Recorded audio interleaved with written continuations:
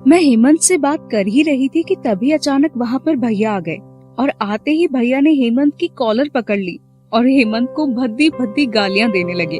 आसपास मौजूद सभी लोग हमें देख रहे थे। पता नहीं ये लोग हेमंत का क्या हाल करने वाले थे। दशहरे का समय था। मैं अपने दोस्तों के साथ मेले में गई थी। काफी रौनक थी मेले में और किसे पता था कि वही रौनक कई गुना बढ़कर मेरे जीवन में भी आने वाली थी। हम लोग गोलगप्पे खा ही रहे थे कि तभी वहाँ रजत आ गया। रजत हमारी कॉलोनी में ही रहता था। रजत के साथ एक और लड़का भी था। अरे जया, तुम यहाँ? हाँ रजत, सोचा आज मेला लगा है तो दोस्तों के साथ घूम लेती हूँ। ये सही किया तुमने। वैसे भी तुम हमेशा घर में ही रहती हो। अच्छा ये सब छोड़ो, इससे मिलो। ये मेरे कॉलेज का दोस्त हेमंत है, यहीं पास में रहता है। टॉपर है ये हमारी क्लास का।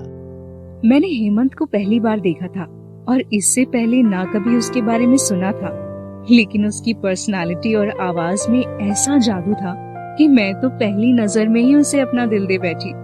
और शायद हेमंत की आंखों से भी ऐसा लग रहा था कि वो भी मेरे लिए ऐसा ही महसूस कर रहा है। वो कहते हैं ना, लव एट फर्स्ट साइट। बस वही लव मेरे मन में हलचल करने लगा था। सब कुछ किसी फिल्म की तरह लग रहा था जिसमें मैं और हेमंत हीरो हीरोइन थे। घर पहुंचकर मैं सोच रही थी कि अब हेमंत से कब मिलने का मौका मिलेगा कि तभी रात में मुझे एक मैसेज आया जिसमें हाय जया लिखा हुआ था। मैंने चेक किया तो पता चला कि वो मैसेज हेमंत ने ही मुझे भेजा था। मैं मन ही मन खुशी से झूम उठी थी। फिर मैंने हेमंत को मिलने के लिए अगले दिन कैफे में बुलाया। Hi Jaya. Hello Hemant, thanks for coming. Jaya, ये तुम्हारी पसंद के फूल तुम्हारे लिए। अच्छा, तो तुमने अभी से मेरी पसंद नापसंद का भी पता लगा लिया? हो, रजत तुम्हारा दोस्त जो ठहरा उसने सब बता दिया होगा। अब तुम्हें तो सब पता ही है जया, मैं क्या बोलूं। हम दोनों ने उस दिन एक दूसरे को अपने दिल की बात कहती थी और उस दिन के बाद से मैं हेमंत के बिना अपने आप को इमेजिन भी नहीं कर सकती थी। हेमंत और मैं उसके बाद रोज मिलने लगे। कभी गार्डन चले जाते तो कभी सिनेमा हॉल, और जिस दिन नहीं मिल पाते उस दिन फोन पर घंटों बातें करते। जया, मैं कितना लकी हूँ ये बता भी नहीं सकता कि तुम मेरे जीवन में आई हो। मैं वादा करता हूँ कि तुम्हें जीवन की सारी खुशियां दूंगा और कभी गलती का कोई मौका नहीं दूंगा। हाँ हेमंत, मैं भी हमेशा तुम्हारे साथ रहना चाहती हूँ। तुम्हें पता नहीं है कि मैं तुम्हारे साथ कितना हैप्पी फील करती हूँ। हेमंत और मेरे बीच प्यार हर दिन बढ़ता जा रहा था और अब हम पूरी तरह एक दूसरे को अपना मान चुके थे। अगले दिन मैं उदास होकर उससे मिलने पहुंची। क्या हुआ जया, आज बड़ी गुमसुम दिख रही हो? सब ठीक तो है? कल रात घर पहुंचने में थोड़ी देर हो गई थी तो पूरे घर में हंगामा खड़ा हो गया। सब लोग तरह तरह की बातें कर रहे थे।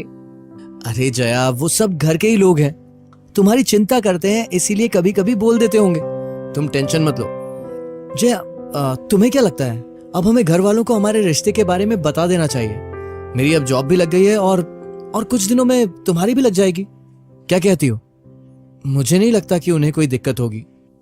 ठीक है हेमंत, मैं अपने घर वालों से बात चालू करती हूँ। घर वाले कुछ भी कहें, पर तुम वादा करो कि मेरा साथ कभी नहीं छोड़ोगे।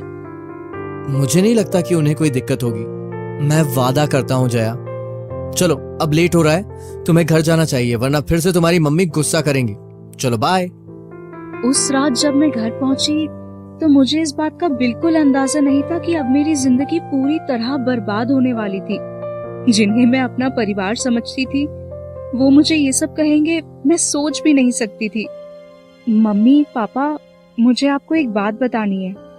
मैं एक लड़के से प्यार करती हूँ और हम दोनों शादी करना चाहते हैं। ये कैसी बात कर रही हो तुम? क्या तुम्हें पता नहीं ये प्यार व्यार हमारे परिवार में नहीं चलता है? देखा जाए कि माँ, मैं तो पहले ही इसकी शादी पक्की करने वाला था, लेकिन तुम ही ने इसे आगे तक पढ़ाने की जिद पकड़ रखी थी। पूरी बात तो सुन लीजिए पापा। उसका नाम हेमंत है और वो अच्छी नौकरी भी करता है। हम दोनों एक दूसरे के साथ बहुत खुश रहेंगे। क्या ये वही हेमंत है जो रजत का दोस्त है? हाँ भैया। शर्म नहीं आई तुम्हें उस नीची जात वाले लड़के से प्यार करने में, और अब शादी के सपने देख रही हो, वो भी उस लड़के के साथ? करम जली क्यों हमारे खानदान की नाक नीचे करने में लगी हुई है। एक बार भी तुझे तेरे पापा की इज्जत का ख्याल नहीं आया? पता नहीं क्या करम थे मेरे, जो मेरी कोख से तुझ जैसी लड़की पैदा हो गई। ये सब क्या कह रहे हैं आप लोग? जात पात से क्या फर्क पड़ता है? हम दोनों एक दूसरे से प्यार करते हैं और वो अच्छी नौकरी भी करता है, उसके घर वाले भी अच्छे हैं। हमें फर्क पड़ता है। शहर में मेरी इज्जत है और उस नीची जात के लड़के के परिवार से रिश्ता बना के मैं अपनी इज्जत कम नहीं करूंगा। जिन लोगों के साथ बैठकर हम खाना तक नहीं खाते, उन नीची जात वालों से रिश्ता बनाने चली हो। अब कल से तू सीधे कॉलेज से घर आएगी और कहीं आएगी जाएगी नहीं। और अगर मुझे खबर मिली कि तू उससे मिल रही है तो मुझसे बुरा कोई नहीं होगा। मैं कल से ही इसके रिश्ते की बात चलाती हूँ अपने बिरादरी के लोगों से, वरना ये लड़की तो जीते जी हमारा जीना मुश्किल कर देगी। अपने घर वालों की बातें सुनकर मैं एकदम टूट चुकी थी। मुझे उन लोगों से घिन हो रही थी कि वो लोग आज भी इन सब जात पात की बातों में विश्वास करते हैं। मैं अंदर ही अंदर रो रही थी और मुझे कुछ समझ नहीं आ रहा था कि अब क्या करना है। मैंने तुरंत हेमंत को फोन लगाया, लेकिन ज्यादा कुछ कह नहीं पाई और किसी तरह छुप के अगले दिन हेमंत से मिलने चली गई। तुम चिंता मत करो जया, मैं हूं ना। हम मिलके इसका कोई सोल्यूशन निकालते हैं। तुम रो मत, सब ठीक हो जाएगा। नहीं हेमंत, तुम मेरे घर वालों को नहीं जानते, वो मुझे कभी तुमसे मिलने नहीं देंगे। मैं तुमसे बहुत प्यार करती हूँ, प्लीज कुछ करो। मैं हेमंत से बात कर ही रही थी कि तभी अचानक वहाँ पर भैया आ गए और आते ही भैया ने हेमंत की कॉलर पकड़ ली और उसे भद्दी भद्दी गालियां देने लगे। आसपास मौजूद सभी लोग हमें देख रहे थे। मैं ये सब हंगामा देखकर शर्मिंदा महसूस कर रही थी। ए लड़के, तुझे तो मैं देख लूंगा। साले औकात देखिए अपनी, जो हम ऊंची जात के लोगों से रिश्ता बनाने चला है। पहले अपनी बहन की अकल ठिकाने लगाता हूँ, फिर तुझे भी देख लूंगा। पापा इतना समझाने के बाद भी ये लड़की उसके साथ मुंह काला कर रही थी। जाओ, जाके इसको कमरे में बंद कर दो और बाहर से ताला लगा दो। और हाँ जया की मम्मी, खाना तक देने की कोई जरूरत नहीं है इसे।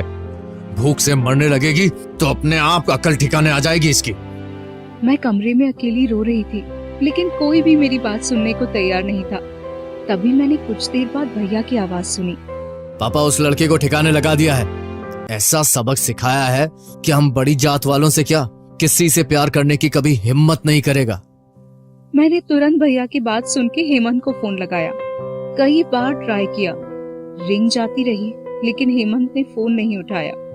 पता नहीं क्या किया था भैया ने उसके साथ उस दिन कि वो मेरा फोन तक नहीं उठा रहा था। शायद नफरत करने लगा होगा मुझसे कि जिस लड़की से उसने इतना प्यार किया, उसी लड़की के परिवार ने उसके साथ ऐसा किया। मैंने कई दिनों तक उसका फोन ट्राई किया, लेकिन कोई जवाब नहीं आया और कुछ दिनों बाद नंबर भी बंद हो गया। शायद परिस्थितियों ने उसे ऐसा करने के लिए मजबूर कर दिया होगा। मैं अपने आप को पूरी तरह अकेला महसूस कर रही थी, क्योंकि जो साथ मुझे हेमंत के पास होने से मिलता था, वही मुझसे छीन लिया गया था। आज उस बात को तकरीबन 5 साल हो चुके हैं, लेकिन आज भी मेरे मन में हेमंत के लिए उतना ही प्यार है और मुझे पूरा विश्वास है कि हेमंत भी रोज मुझे याद करता होगा। समाज के इस भेदभाव ने हम दोनों की जिंदगी हमेशा के लिए बर्बाद कर दी और इसके लिए मैं अपने घर वालों को कभी माफ नहीं कर सकती।